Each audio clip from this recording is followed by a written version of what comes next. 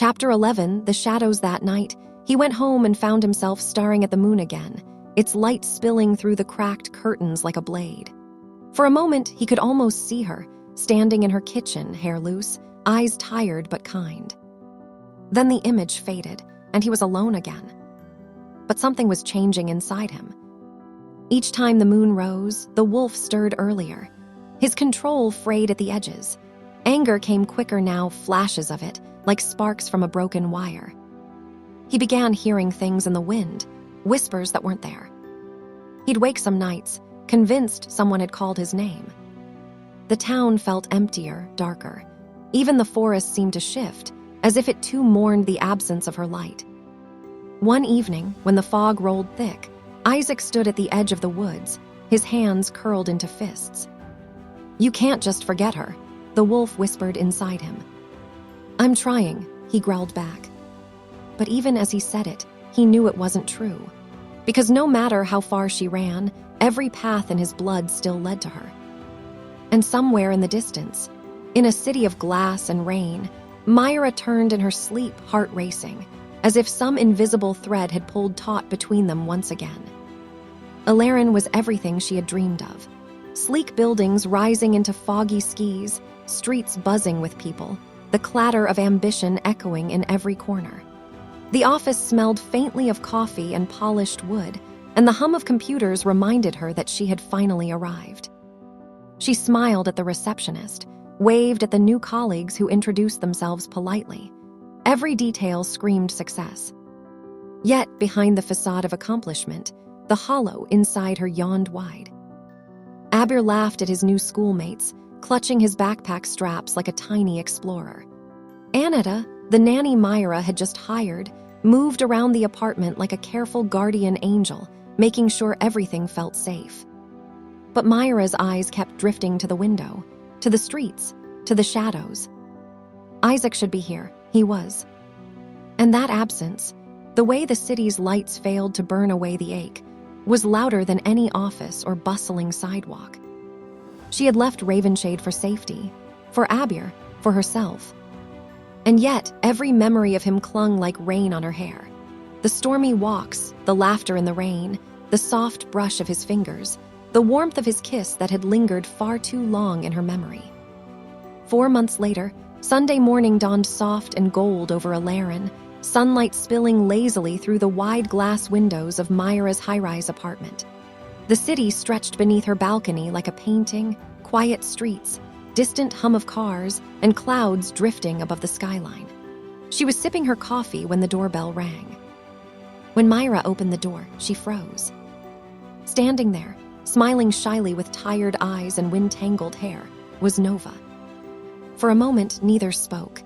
Then Mira's lips trembled into a grin, and before either of them knew it, Mira had thrown her arms around her. Nova laughed, holding her tight. It felt like home in a way neither expected. "I can't believe you're here," Mira breathed, pulling back, her eyes glistening.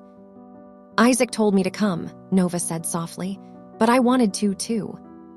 Mira's heart stuttered at the mention of his name. "Izek," she whispered.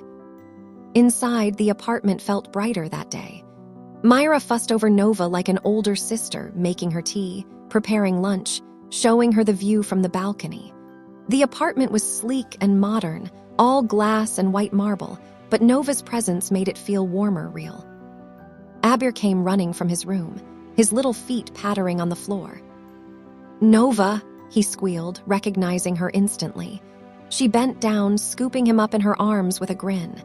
"There's my little warrior," she said, spinning him once until he burst into giggles. They sat together around the dining table.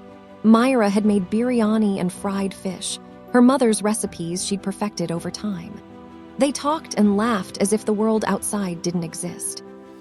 Nova told her about Ravenshade, about the pack and the mountains, about how the forest still whispered Mira's name some nights. When the sun began to dip, Nova grew quiet. She set her teacup down, fingers tracing its rim. "Mira, there's something I need to tell you." Mira's smile faltered. "What is it?" Nova's gaze lifted to her, calm, steady, but carrying something heavy. "About Izek."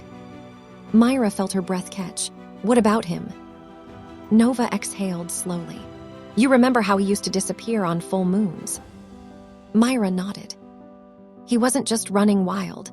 He was learning control, real control. He's stronger now than he ever was, calmer too. He's been training with me every full moon for months, forcing the beast inside him to obey, to think like a man even when the moon called. He wanted to be better, for you. Myra's eyes filled with tears. For me. Nova nodded. You changed him, Mira. He never said it out loud, but everyone in the pack knew. You gave him a reason to fight his nature. He told me once, if I can be calm like Nova, maybe Mira won't have to fear me. Mira covered her mouth, a quiet sob breaking through. Nova continued, her tone low. He was also trying to protect you. The vampires, they've been moving again. We've been sealing the borders around Ravenshade, strengthening wards, tracking every scent. Izek, he was leading the hunts. Every movement, every order, it was all for you, to keep the shadows from ever reaching you again. The words cut through Mira like glass. She could barely breathe. All this time, she'd thought he was selfish, that he'd chosen himself over her. But in truth, every step he took had been to shield her from the darkness she hadn't even known was closing in. Her hands trembled as she whispered, "He never told me." Nova's expression softened. He didn't want to worry you. He thought, if you were safe and happy, that would be enough.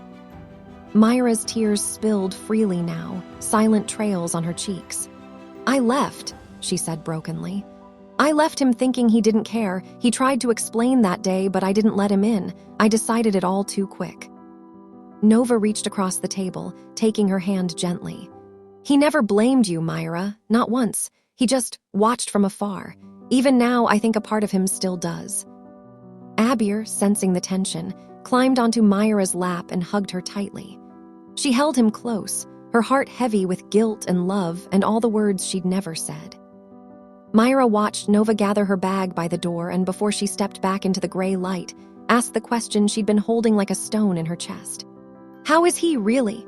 She whispered, voice small.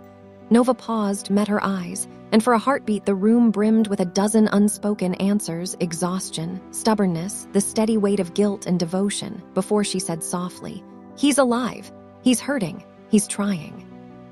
After Nova left, the apartment felt both too full and unbearably empty. Mira paced the glossy floor, running through possibilities like someone turning over pebbles for a hidden coin.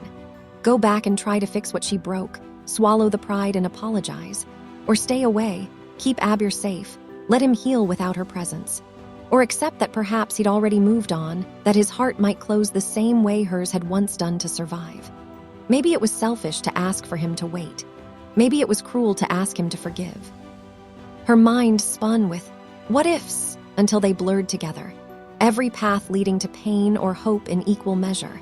And finally she sat at the window, fingers curled around the pendant at her throat, wondering which risk she could live with and which wound she would never be able to bear. And somewhere, under the same bleeding sky, Izek heard a whisper, as if he'd heard her. The forest was waking when Nova returned to Ravenshade. A thin fog clung to the soil, and the scent of pine and dew was sharp in the air. She hadn't even crossed the clearing near the den when Izek appeared silent, fast, his eyes wild with barely restrained urgency. Nova, he called out before she could even lower her bag, his tone cracking under the weight of days spent holding back. How is she? Did she eat properly? Is she sleeping? Did she look happy? The questions came tumbling one over another, faster than she could answer. And Abir, he added, softer now, does he miss me? Does he still talk about the stories I used to tell? Nova smiled faintly, brushing a leaf from her sleeve. Slow down, Alpha, she teased, though her voice was gentle. She's fine. She's working, living. Abir's grown a little taller, I think. Still the same smile, though. Izek exhaled like someone finally allowed to breathe, shoulders sagging under invisible weight. His gaze turned distant for a heartbeat, as if picturing them Mira in her bright new apartment, Abir's laughter echoing against glass walls. Then the peace in his expression faltered. His jaw tightened. You shouldn't have told her, he said quietly, the words cutting through the forest stillness. Nova frowned. She deserved the truth, Izek. He shook his head, packing a few steps before turning back to her, voice raw. No, you don't understand. Mira's worked for everything she has. She built her life again from nothing. And now she'll only feel guilty, like she wronged me. His eyes gleamed faintly in the dim light, torn between anger and grief. That's not what I wanted. I wanted her to walk away from this madness if that's what she wanted and not look back. Nova's face softened, her tone patient. She still cares, Izek. You can't stop her from feeling that.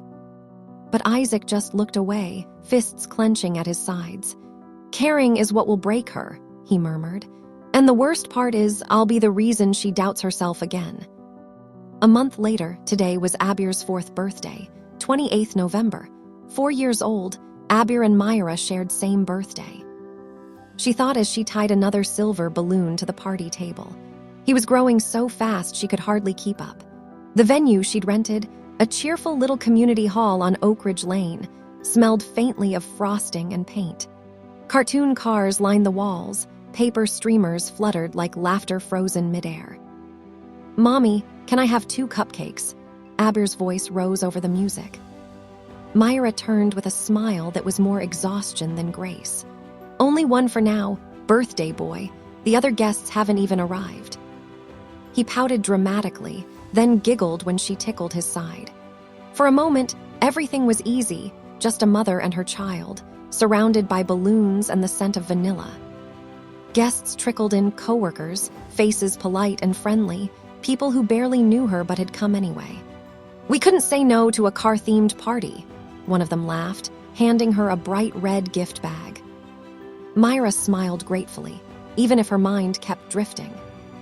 Anita, a kind, steady woman she'd hired few months ago, helped manage the chaos. He's so happy today, Anita murmured, watching Abir race his new toy cars across the floor. He's glowing. He deserves it, Mira said softly. He's been through too much for someone so small. Her colleague from the design team started the music again, and children clapped, laughed, and ran circles around the tables. Mira stood by the window for a second, looking out at the Elaren skyline, gray towers against a sunset that looked too gentle for the world she came from. But even with laughter filling the room, her chest felt tight. She hadn't seen Izek in months. Outside, several blocks away, a lone figure leaned against a black motorbike parked in the shadow of an elm tree. Izek. He could hear the faint echo of children's laughter from the hall down the street, smell sugar and cake in the wind. His senses, sharper than he wished they were, picked Mira's scent instantly. Sweet, familiar, painful. He shouldn't have come. He told himself that 3 times before sunrise. He'd carved the gift the night before, a small wooden wolf, smooth from hours of care. Its form was strong, protective, its eyes carved deep, watching. It wasn't perfect, but it was his hands, his memory, his promise. From a distance, through the tall glass windows of the party hall, he could see Mira. She was laughing, a sound he hadn't heard in far too long. Her hair caught the light. She leaned down to lift Abir, who squealed with joy, frosting smeared on his nose. It almost broke him. So he stayed in the shadows until the last balloon started to deflate. When the hall emptied, he left the carved wolf by her apartment door, wrapped in brown paper and tied with a ribbon the color of stormlight. No note. Just the initials IS burned faintly into the base. Then he walked away, disappearing into the cold crestline night. By the time Mira got home, the city was quiet. The party had ended hours ago. She carried a sleeping Abir in her arms, his little head heavy against her shoulder, the smell of sugar still clinging to his hair. Anita smiled softly before leaving. He had the best day, she said. You did well, Mira. Thank you, Mira whispered, closing the door behind her. She laid Abir in bed, tucked him in, then turned toward the door when something caught her eye, a shape in the dim light of the hallway. A small wrapped bundle. She frowned, bending down. The brown paper was slightly damp from the evening mist. She unwrapped it carefully and froze. In her hands was a wooden wolf, beautifully carved, its form both fierce and gentle. She traced her fingers over the initials, IS. Her throat tightened. Izek, she breathed. For a moment, she just stood there, heart pounding in her chest. Then she slipped on her coat and stepped into the hallway barefoot, calling out, "Isaac, are you here?" Her voice echoed down the quiet street. A passing car hissed over wet asphalt, but no one answered. She ran a few steps outside, her eyes scanning the dark, the corners, the rooftops, but the street was empty. Finally, she stopped, clutching the carving to her chest. "You came," she whispered into the night. "You were here." When she went back inside, she sat on the couch, the wolf in her lap, her phone glowing beside her. Their old message thread stared back at her. She unblocked him. Her thumb hovered over the keyboard before she typed again. "I found the wolf. You remembered our birthday." No response. The screen dimmed, leaving her reflection staring back, tired eyes, soft tears she hadn't noticed falling. The forest stretched like liquid shadow beneath the silver of the moon. From this distance, Elaren's hum of life was faint, cars, voices, lights flickering like fireflies. But he could sense it. Mira, Abir, their fragile new routine. And he could sense them too. The rogue vampires. They were organized, merciless, moving from town to town, leaving trails of death that whispered through the wind. Their purpose was simple and brutal. Claim territory, feed, and destroy anything that could challenge their dominance, including humans and, more importantly, werewolves.